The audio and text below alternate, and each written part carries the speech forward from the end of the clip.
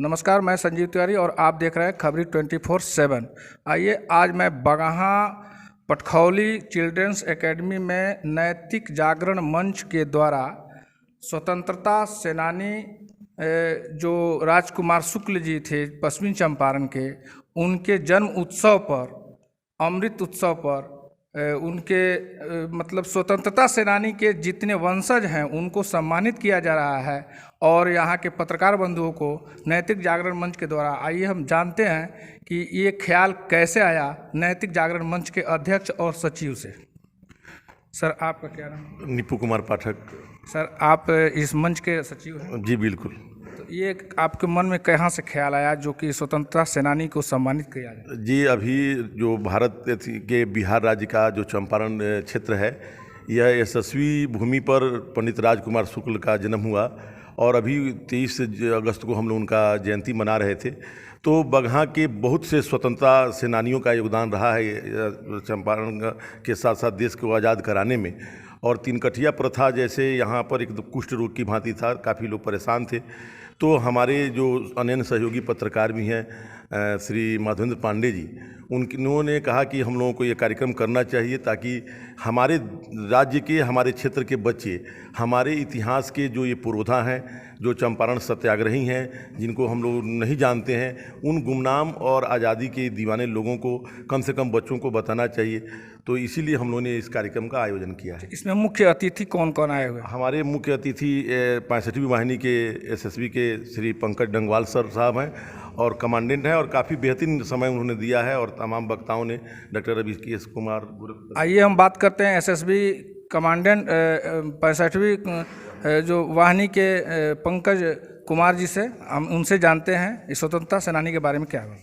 Sir, आप क्या बताना चाहेंगे स्वतंत्रता सेनानी के? मैं ये कहना चाहूँगा कि जिन स्वतंत्रता सेनानियों ने हमारे देश को ब्रिटिशर से आज़ादी दिलवाई है, अपना खून और मेहनत करके, रक्त बहा करके, उनके लिए हम आभारी हैं। और हम चाहते हैं कि जो उन्होंने किया है हम उसको आगे बढ़ाएं, उन यूथ को बताएं, आने वाली पीढ़ी को हम उनको संदेश दें कि हमने आज़ादी आसानी से नहीं पाई है, बहुत बड़े बड़े हमने बलिदान किए हैं, और उनको भी ऐसा जज्बा उनके अंदर आना चाहिए।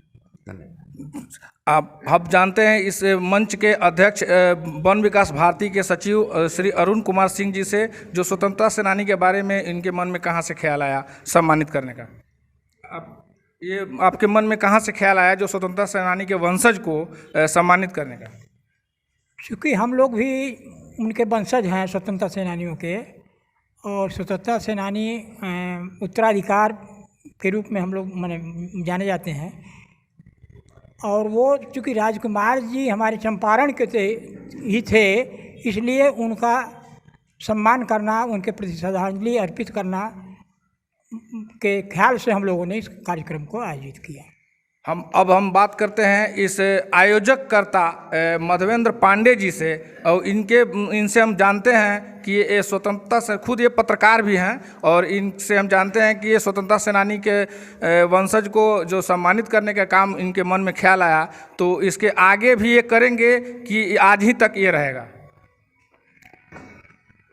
स्वतंत्रता सेनानी के उत्तराधिकारियों को सम्मानित करने का ख्याल मेरे मन में आने का सबसे मुख्य कारण हुआ कि जब से देश आज़ाद हुआ है तब से, जब से बगहा को अनुमंडल का दर्जा दिया गया है, अनुमंडल पदाधिकारी के तरफ से हर बार उत्तराधिकारियों को या फिर स्वतंत्रता सेनानी के जो भी उनकी पत्नी रही हो, जो उनकी विधवा रही हो, जो भी हैं, या उनके पुत्र को, उत्तराधिकारियों को सम्मानित किया गया है। लेकिन पिछले 3-4 साल से प्रशासन की तरफ से उन लोगों को सम्मानित नहीं किया जा रहा है 15 अगस्त 26 जनवरी के अवसर पर।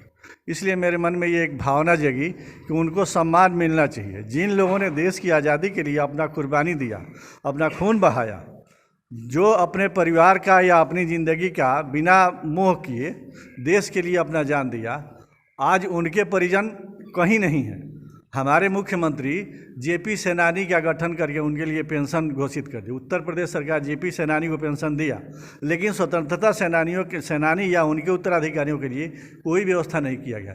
इसलिए मैंने ये कार्यक्रम, मेरे दिमाग में ये कार्यक्रम करने का ये एक मैंने मेरे मन में ये एक भावना आई कि मुझे ऐसा कार्यक्रम करना चाहिए। क्या आप चाहते हैं कि स्वतंत्र और इतना ही नहीं, जो भी चंपारण के स्वतंत्रता सेनानी हैं, जो लोग मेरे जेहन में हैं या फिर मेरे जेहन में जिन लोगों का नाम आएगा, उनके जन्मतिथि पर मैं ये कार्यक्रम करूंगा और उस अवसर पर सभी स्वतंत्रता सेनानी के उत्तराधिकारियों को मैं सम्मानित करूंगा।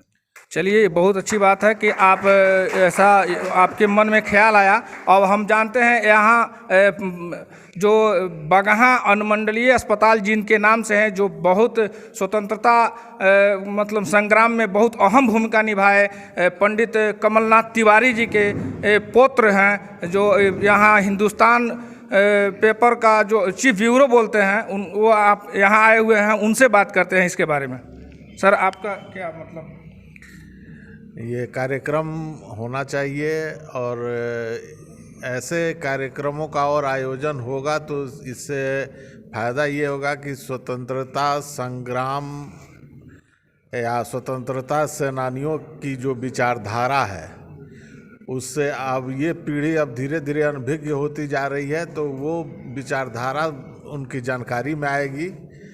और समाज में आज एक बहुत जो दुराव का या विषाक्त माहौल कहीं कहीं बनने की जो खबरें आ रही हैं या सूचना है हम लोगों के पास, तो उस सब पर भी इसी से रोक लगेगी। तो इसीलिए ये ज़रूरी है कि ऐसे कार्यक्रम किए जाएं और आज़ादी के बारे में, आज़ादी की लड़ाई के बारे में आने वाली पीढ़ी को बताया जाए। क्या आप चाहेंगे कि आपके बाबा जी जो कमलनाथ तिवारी जी थे, उनका कोई मूर्ति अनावरण किया जाए, जो अनुमंडलीय अस्पताल में अवस्थित किया जाए? माने नियम तो नहीं है, लेकिन अगर माने अस्पताल उनके नाम पर है तो ऐसा होना चाहिए, लेकिन ये सब किसी के प्रयास से ही संभव हो पाएगा। तो इसके लिए तो सब किसी को प्रयास करना होगा। वैसे हम तो चाहेंगे कि चलिए, बहुत अच्छा लगा।